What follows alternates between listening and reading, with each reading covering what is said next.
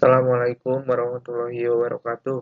Di sini saya akan mempresentasikan PowerPoint saya yang berjudul Decision Making dalam Manajemen.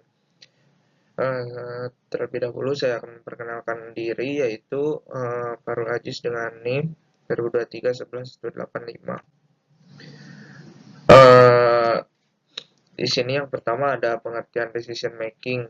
Pengertian dari decision making sendiri itu adalah aspek krusial dalam manajemen yang mencakup proses pemilihan solusi atau tindakan dari beberapa alternatif yang ada.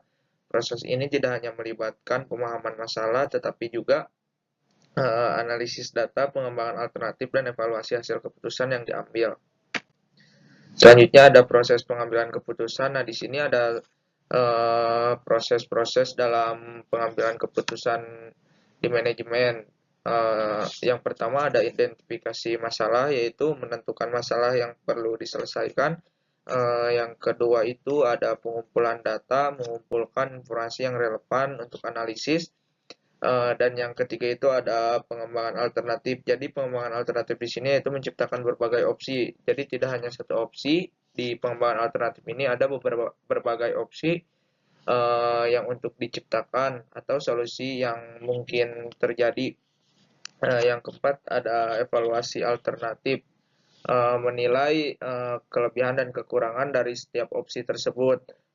Jadi di evaluasi alternatif sendiri ini opsi A, opsi B, opsi C ini dinilai apakah memiliki kelebihan dan kekurangan setiap opsinya itu sendiri. Dan yang kelima itu ada pemilihan alternatif terbaik. Jadi memilih opsi yang paling terbaik yang memiliki kelebihan dan kekurangan yang sedikit, tapi lebih banyak memiliki kelebihan. Nah, yang keenam ini implementasi keputusan, melaksanakan keputusan yang telah diambil. Jadi setelah melakukan pemilihan alternatif terbaik, implementasi keputusan ini dilaksanakan. Keputusan yang telah diambil langsung diimplementasikan. Dan yang ketujuh ini yaitu evaluasi hasil, menilai hasil yang keputusan untuk menentukan efektivitas dan melakukan penyesuaian yang jika diperlukan. Selanjutnya ada jenis-jenis decision making. Jenis-jenis decision making ini yaitu terdapat beberapa pendekatan dalam pengambilan keputusan masing-masing dengan karakteristik dan situasi penggunaan yang berbeda.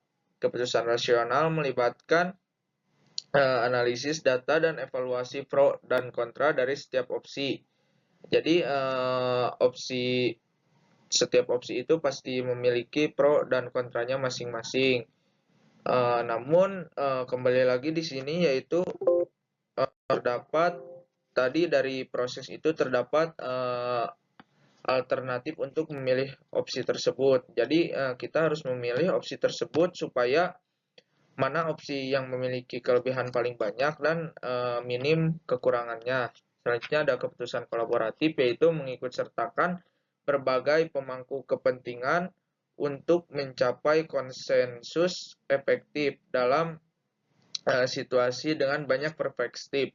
Jadi di sini tuh melakukan kolaborasi mencapai konsensus atau efektif dalam situasi. Jadi opsi tersebut dipilih apakah efektif atau enggak, dan dengan banyak perspektif itu pembicaraan. Keputusan direktif diambil dengan tepat oleh pemimpin tanpa banyak konsultasi, cocok untuk situasi darurat. Nah, kalau yang di keputusan direktif ini cocok diambil untuk situasi yang darurat. Selanjutnya ada keputusan analitis, yaitu keputusan analitis itu sendiri berbasis pada data dan informasi, memberikan pemahaman yang lebih baik. Tapi di keputusan analitis ini memerlukan waktu yang lama. Next. Nah, di sini terdapat pentingnya decision making. Pentingnya decision making itu sendiri yaitu keterampilan pengambilan keputusan sangat penting di dunia kerja, karena hampir setiap aspek pekerjaan melibatkan pengambilan keputusan. Manajer yang memiliki kemampuan ini cenderung lebih efisien dan efektif. mampu mengurangi resiko kesalahan, dan meningkatkan kinerja organisasi. Keterampilan ini juga menjadi salah satu faktor penentu dalam mencapai tujuan bisnis dan efektivitas tim.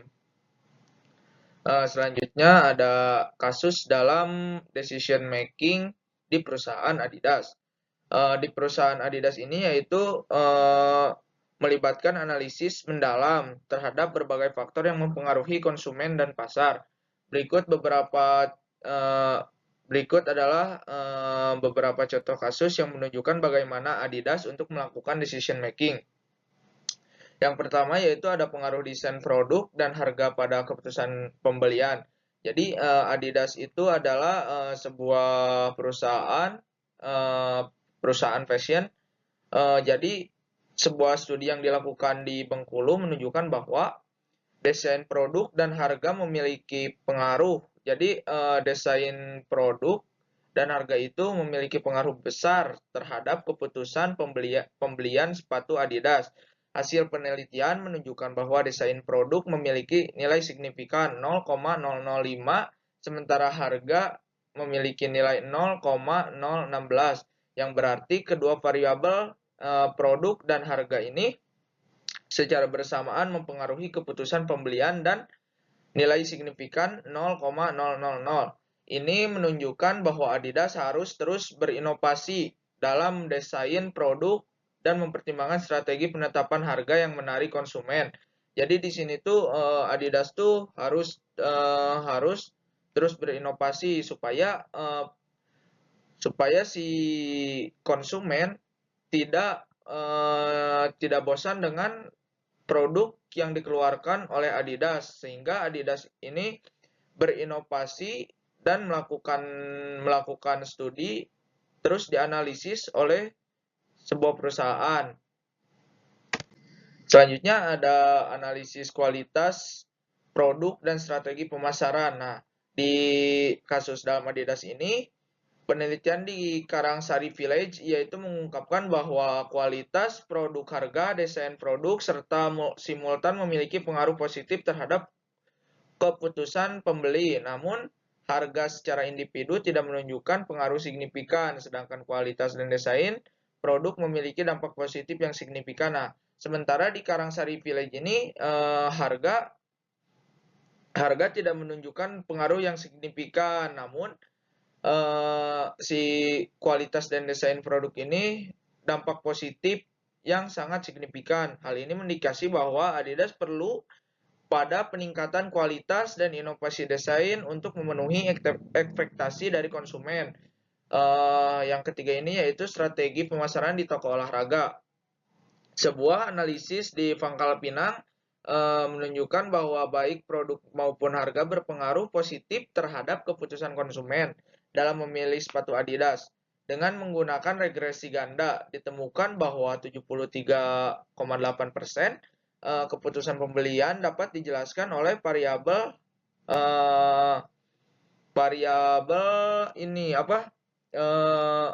passion atau desain, kualitas, dan harga. Ini menekankan pentingnya Adidas untuk menjaga kualitas dan produk dan strategis kompetitif dalam menghadapi persaingan pasar di era modern ini.